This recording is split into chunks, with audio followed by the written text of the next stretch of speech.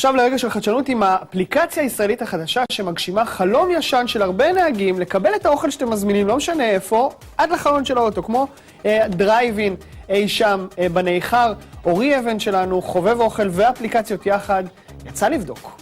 נניח שתקף אותי הרב באמצע היום, אני נמצא ברחוב או ברכב, יש אפליקציה חדשה שמאפשרת לי להזמין טייק-אווי. טייק הלוק.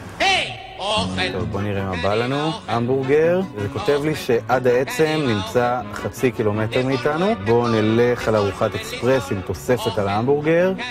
בלי עגבנייה, מאוד חשוב. אנא בצע את הזמנתך 10 דקות לפני הגעה ליעד.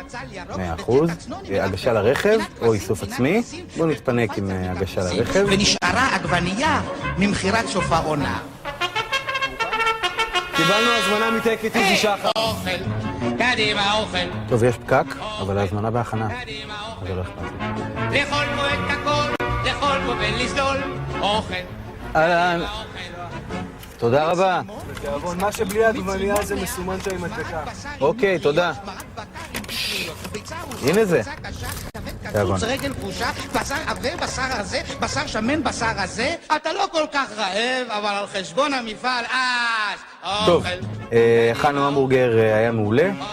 בואו נמשיך לסביח. סביח של עובד נמצא 0.5 קילומטר מאיתנו.